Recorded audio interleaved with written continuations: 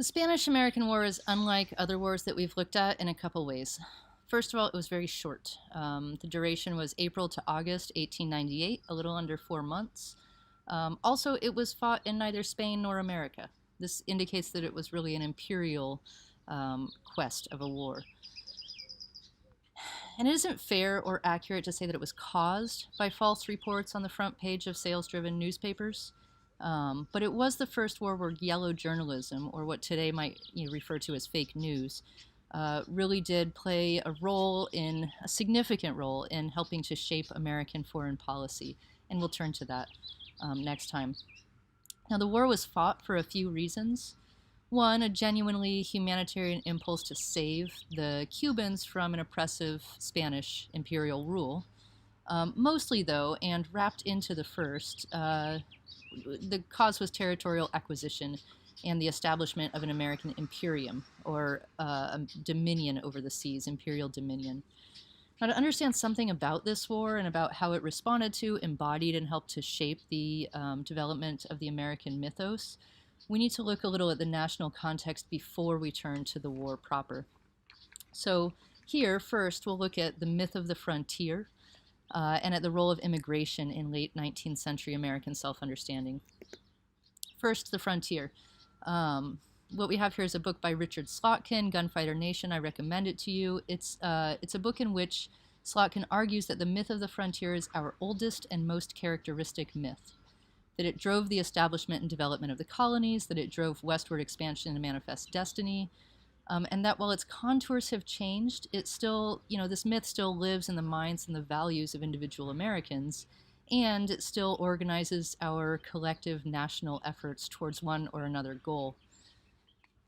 Now, later in history, after the era of the Spanish-American War, we see this myth of the frontier show up, both in Roosevelt and in Kennedy. Roosevelt, Franklin Delano Roosevelt, called the nation to battle on the frontier of want and fear, to conquer those forever. And Kennedy ran his campaign on this notion of the new frontier, space, that final frontier of Star Trek, but also housing for all, health insurance for the elderly, economic and civil rights for Latin and African Americans. And this quote really encapsulates it. We stand here today at the edge of a new frontier, the frontier of the 60s, a frontier of unknown opportunities and perils, a frontier of unfulfilled hopes and threats. The new frontier of which I speak is not a set of promises, it is a set of challenges. Now, that's a sort of repackaged version of the same old thing, in that the frontier had from its beginnings as an American myth involved challenges. It was always wrapped up with that, with struggle. So, new version of the same old. But the myth of the frontier, though it appears throughout history a number of times, can be pinned most directly to the historical period between the Civil War and World War I, the period that encompasses the Spanish-American War that we're looking at today. Now, in 1893, at the Chicago World's Fair, which also hosted the first World's Parliament of Religions, for the first time, this is what you see in the bottom left, for the first time bringing religious and cultural others to a public stage to speak on their own behalf. And a number of figures were introduced at this moment, as well as the traditions they were called to represent, and really captured the minds and imaginations and curiosity of Americans who hadn't had access to traditions of the so-called East very much at all before this point, certainly not from their own perspective. So Shakyusoya, Dharmapala, Vivekananda all spoke, all were presented here, and all really captured American imagination, Vivekananda especially.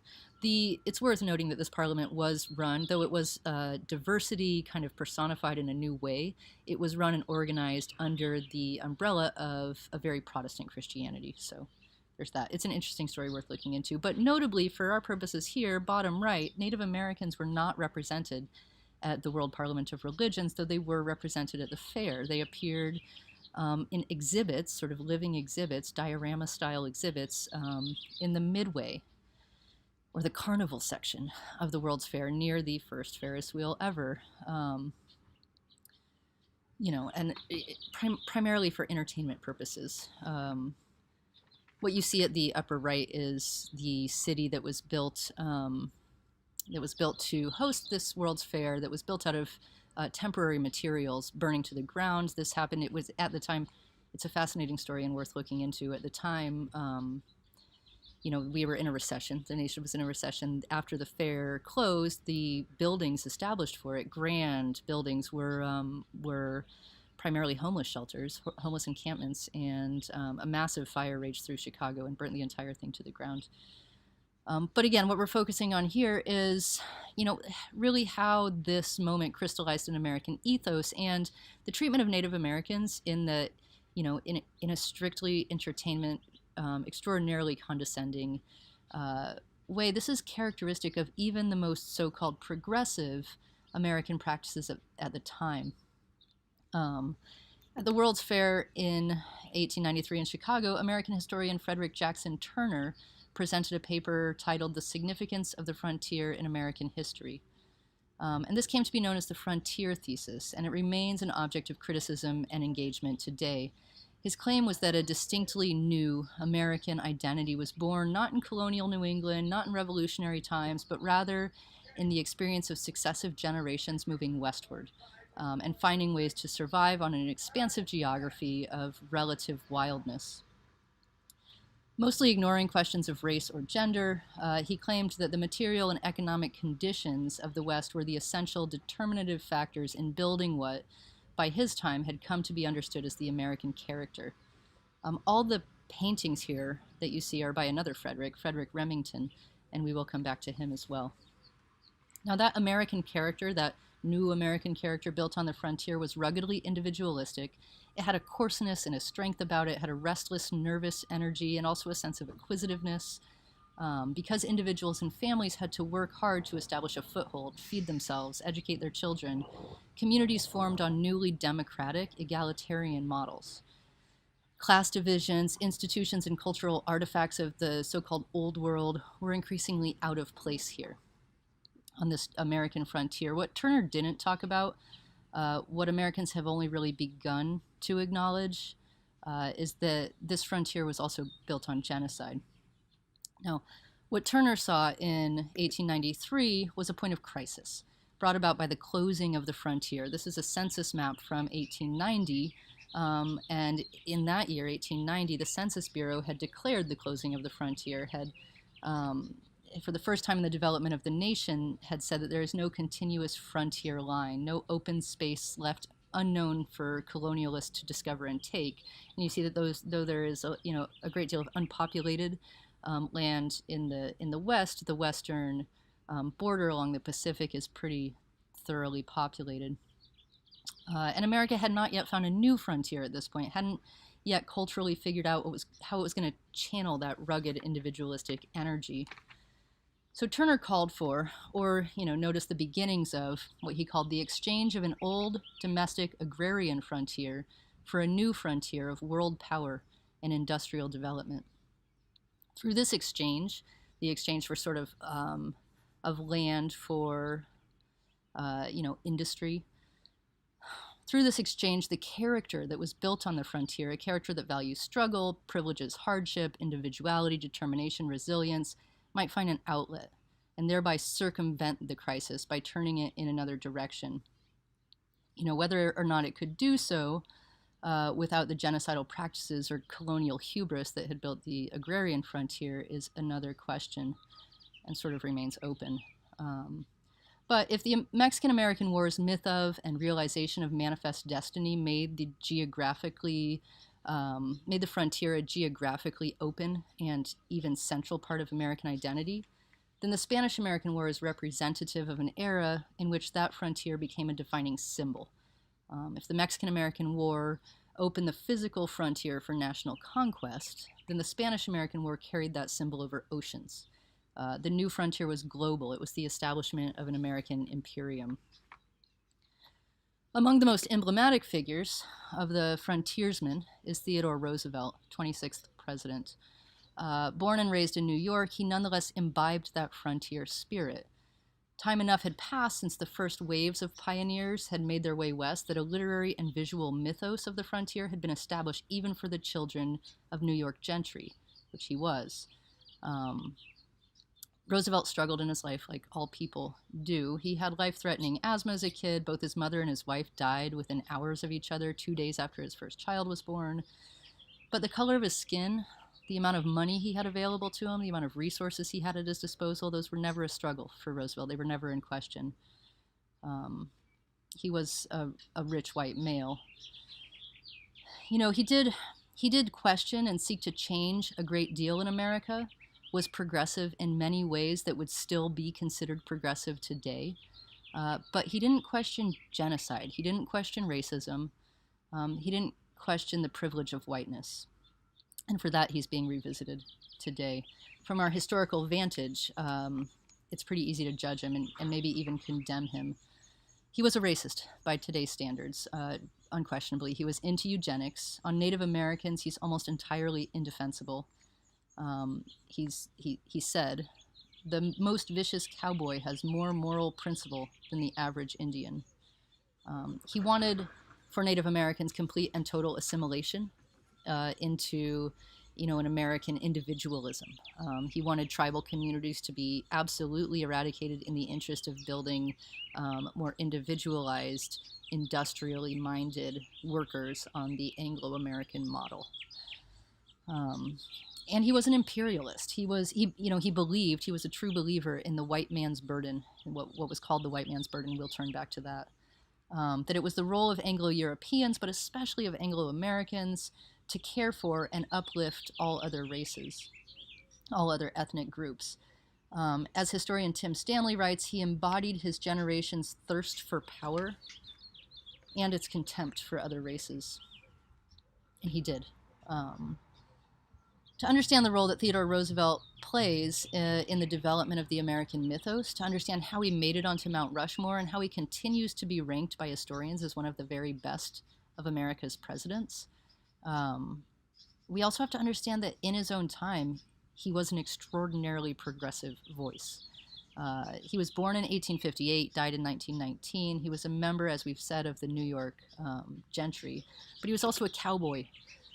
He spent years cattle ranching in the Dakotas, during which time he developed the view of Native Americans that I quoted earlier. He was a conservationist.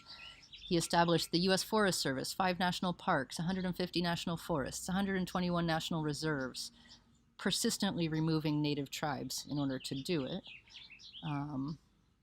He was a naturalist, and he wrote his first naturalist study at age 9, and later took an expedition to Africa to hunt big game. That expedition shot and killed over 11,000 animals.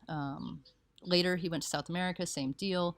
The animals were stuffed and sent back to the Smithsonian and other American museums, and responding to criticism of this just wanton, slaughter, Roosevelt said, "I can be condemned only if the existence of the National Museum, the American Museum of Natural History, and all similar zoological institutions are to be condemned." Now, New York's Museum of Natural History has opted to take down this statue of Roosevelt because of its, quote, racially condescending composition. You can see Roosevelt riding, grandly on a horse, and next to him walk a Native American and an African American. As a nation, we're reckoning with race. We see this as, condescending and, if only tacitly, definitely, embodying a kind of white supremacy.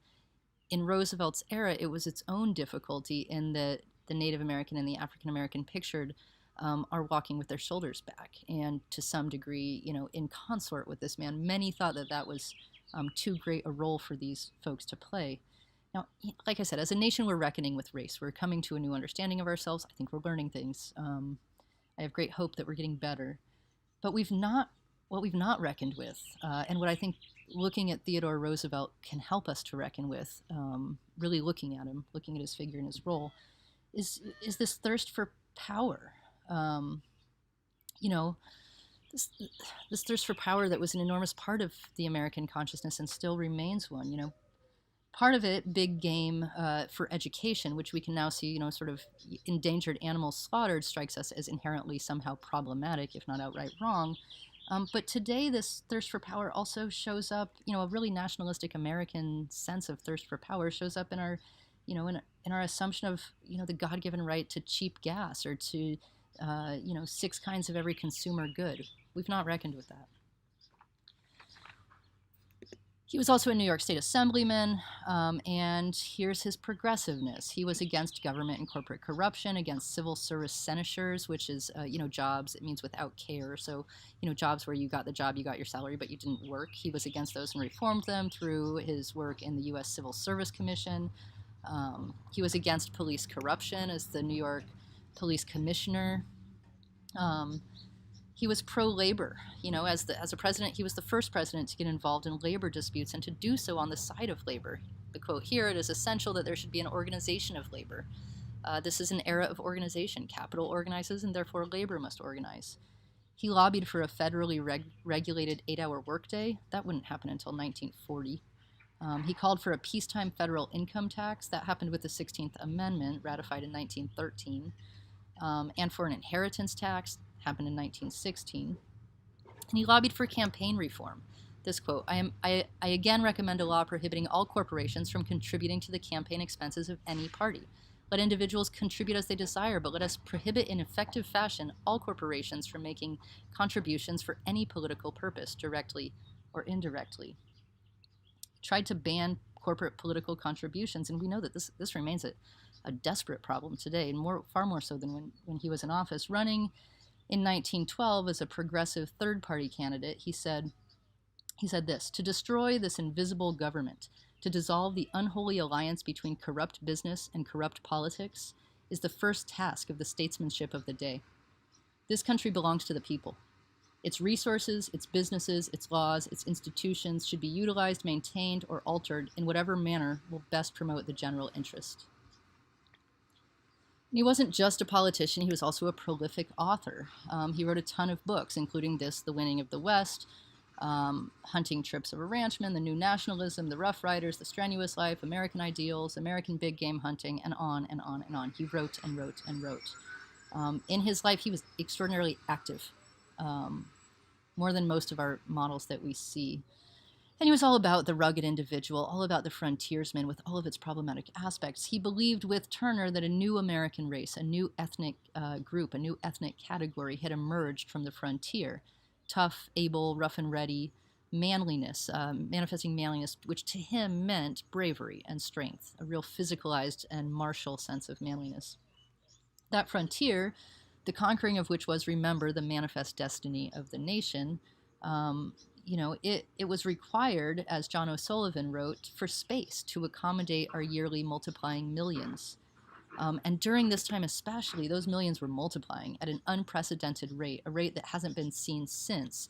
Bottom right, you see immigration in straight numbers, right? We've only recently just passed the numbers during Roosevelt's time, but in terms of percentages, we're not quite there yet. So this is really unprecedented immigration. As you read, in conjunction with these record high immigration numbers and in conjunction also with the closing of the physical frontier, the late 19th century saw a whole grip of new legislative restrictions placed on immigration.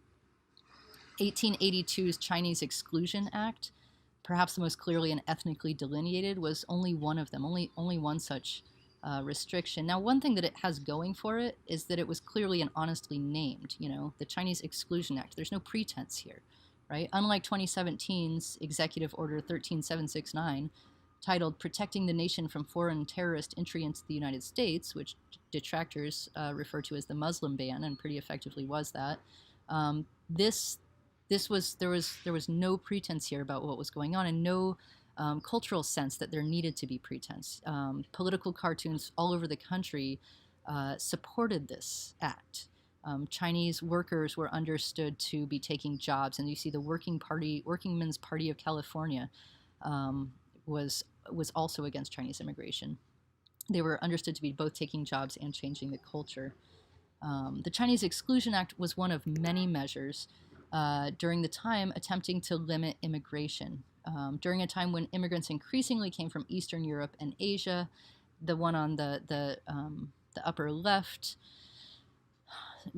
represents this Eastern European immigration, the high tide of immigration. It's captioned a national menace, right? And what you see is like riffraff immigration, people sort of, coming up, and Uncle Sam there is danger to American ideals and institutions, just trying to get away from the wave, right? That was not an uncommon viewpoint, right? And on the bottom right, another problem with these new immigrants is a lot of them were Catholic, right? And so what we see in the bottom is that represented the American River Ganges. By the way, America did not know what the River Ganges was in terms of any real religious context for Hinduism or the spiritual traditions of India. It knew that it was far away, other, very foreign, and that's what it's aiming at represented here. And you see that the alligators, or crocodiles, coming up through the water and threatening all these poor, scared white children, Anglo-European, Western European, ostensibly Protestant children, that those crocodiles are wearing cardinals' hats, that they're very clearly, they've got crosses on their back. These are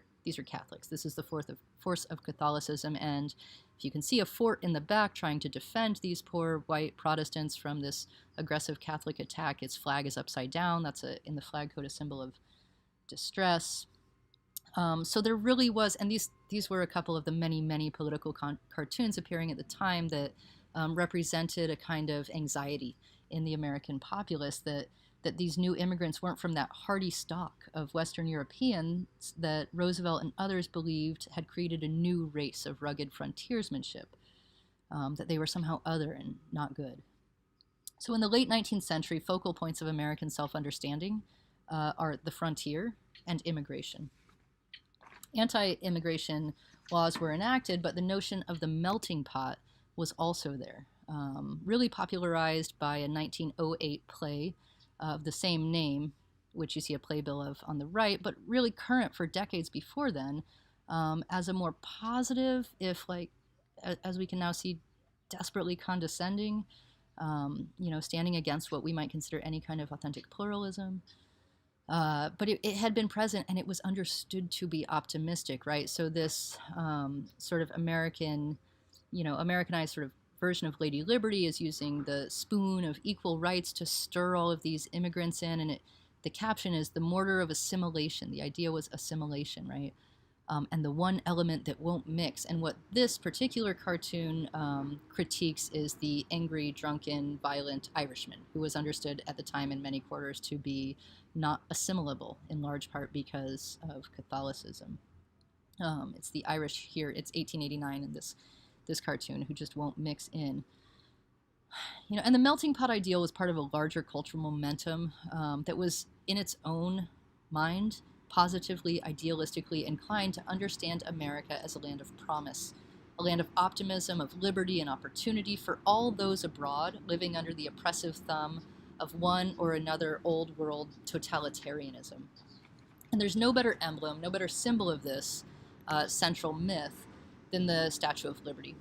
And we'll close by looking at this. What you see here are a number of images. The statue actually was taken into pieces and moved here. It's just great to sort of see that, how big the face is in comparison to a person, how big the feet are in comparison to a person. And all the pieces kind of went on tour, became their own pilgrimage sites for Americans, and it spent some time in Paris first. You see the base being constructed there, and then the unveiling, and there you have it on its, in the harbor. So the Statue of Liberty Enlightening the World is its title. It was a gift to the U.S. from the people of France, and it was a gift intended not to celebrate America's openness to immigration. That's not what the intention was. It was a gift intended to celebrate the Union victory in the Civil War and the abolition of slavery. Hence the broken shackles at Lady Liberty's feet. This is a part of the history that the Statue of Liberty Museum is only now starting to remind us of. Almost all of the images that you'll see here are taken from the National Park Service's website. That's a great website, a wealth of narrative and pictures for all the parks. You should check it out. Now, in France, the statue was first proposed by Edward de la Bouillière, pictured bottom right, and it was sculpted by Auguste Bartholdi, other two pictures in his studio. And the symbol garnered pretty immediate mythic weight, though less so for the African-American community whose newfound liberty it was initially meant to celebrate.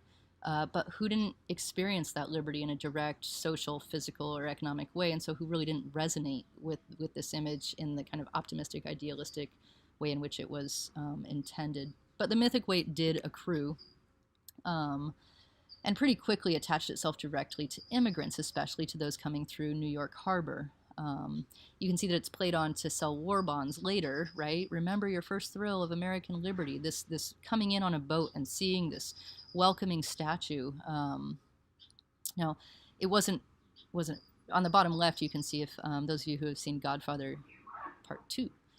This emblematic image shows up in that American saga as well. It really developed a sense of concrete mythic value for immigration into New York Harbor, but it's also, bottom right, this is from 1890, it's also used as an emblem of anti-immigration right from the beginning. So the caption at the bottom of this one, the statue is kind of, fearfully, scrunching up and a little bit scared of this boat dumping more people on her island, right? And it's called the Proposed Emigrant Dumping Site. That's emigrant with an E, not immigrant with an I. So this cartoon doesn't even accept that those people have gotten here or are coming here. It's somebody coming from somewhere else. The word itself says we have not, right? With an E, emigrant means leaving from somewhere. With an I, it means coming to somewhere. This cartoon doesn't even accept their entry into America and just calls this a dumping site. Now, between 1886 and 1924, a little bit bigger than the time period we're looking at, but about 14 million immigrants entered through New York, and that's sort of what you see pictured here. The immigration processing station at Ellis Island opened in 1892. In 1886, the statue was dedicated, and to raise money to pay for the massive pedestal, what we saw being constructed in the last image, an auction was held of art and poetry, and this is where Emma Lazarus enters our story. She submitted the new Colossus to that auction. It was published in Pulitzer's New York World that year. We'll come back to him. But it was cast in bronze and affixed to the base in 1903, a decade and a half after Lazarus's own early death. Now, the poem is a sonnet, and it refers to the old Colossus, a statue that likely straddled the entry to the harbor of Rhodes. These are some artist renderings, some guesses at what it might have looked like. It's no longer extant. We don't know exactly what it looked like, but we do know that the old Colossus signified empire, strength, power, and in this poem, that style of power is rejected in favor of a great universalistic, democratic impulse that was overwhelmingly welcoming in tone. This is a poem that contextualizes the statue itself primarily in terms of immigration and gives the statue a voice that links liberty indissolubly to humanitarian justice, in that liberty, to be liberty, must welcome the homeless, the tempest-tossed. Now, we've seen that the time when this was written and cast in bronze, this was also a time of massive immigration, of laws limiting that immigration, and of strong public denunciation of the increasing numbers from increasingly non-Western European places. Both were real impulses, and both remain real aspects of the living myths of America. They contradict one another. The symbol can be used to fit both, and it has been. Political cartoons today use the weighty symbolic value, the weighty mythic nature of the symbol of the Statue of Liberty to critique American characteristics, what are seen to be deviations from the individualistic, free, self-determined, and rugged qualities made central through the frontier. So the upper left, you have the new Colossus, or Obesity Appalling the World, which is a critique of, this is fast food nation, a critique of America's food habits. Upper right, keep your tired, poor, huddled masses. Really all I want is cheap labor, and that's just this sort of entitlement. Bottom left, this is a really, stereotyped vision of the GOP. Give me your rested, your rich, your coddled hedge funders yearning to be tax-free. And bottom right, this is a critique of the increasing surveillance state that Americans have accepted since 9/11. The little kid says, gosh, I swear she used to have a torch of some kind, and what she's got now are surveillance mechanisms. Maybe we shouldn't Google anything, says his mom, grandma, whoever that is. It is often used in political cartoons to critique fundamental American characteristics, also used more explicitly to critique America's immigration practices and policies from both sides still, right? Bottom left, too, are very clearly pro-immigration and showing the ways, using the Statue of Liberty to suggest that contemporary immigration policies and cultural approach to immigrants are hypocritical, right? No foreigners, go home immigrants, and you've got this sort of, I don't want to hear it, I don't want to see it statue, and then send her back, she's not white, she's from another country, right? And you've got this sort of very sad statue. And the upper image, the upper left image, is coming from exactly the other side, 3 million illegal aliens per year, and it's called a tsunami, and you've got the statue saying, give me your tired, your poor, your, oh dear. I don't think dear is what she's saying, but this is the notion that I think what's represented here is that, the ideals of American liberty and welcomeness to immigrants are themselves being overwhelmed by what are shown to be maybe, I don't know, overreaching claims. And the bottom is actually sort of ripped from the headlines, bottom right. In 2019, the acting director of the U.S. Citizenship and Immigration Services, Ken Cuccinelli, used the poem in a briefing on the new immigration policy of the Trump administration, saying, quote, give me your tired, your poor, who can stand on their own 2 feet and who will not become a public charge. The statue remains a symbol for many more open immigration policies and perspectives. We contradict ourselves. We continue to do this. Walt Whitman, writing Leaves of Grass during the latter half of the 19th century and singing the Song of America, asked in that poem, do I contradict myself? Very well then, I contradict myself. I am vast. I contain multitudes. It was true then, when the so-called American character privileging struggle and resilience and democracy was built on genocide, when America's frontier closed and America began to close its borders, while also granting to futurity this powerful symbol of openness, of welcome, of opportunity. And it's true now. That's democracy, right? What you see at the right side of the screen is several instances of street art that have used the image of the Statue of Liberty, thoroughly recognizable the world over, to comment in various ways on the American social practices, American political self-understanding. We continue to contradict ourselves. We continue to use this image in various ways, and that's democracy. Like I said, my only answer to it is get involved, right? Throw your weight in. That's the nature of democracy. Everyone will not agree. That will not happen. But without civic engagement on the level of the individual, again, the measure of value will be power, and power almost always, translates into money at this point. So next time, we'll look at the Spanish-American War proper and at how, with that war, the frontier that was taken during the Mexican-American War and closed in 1890 was extended to the scale of empire. And we'll look at how Theodore Roosevelt and yellow journalism helped to make that happen.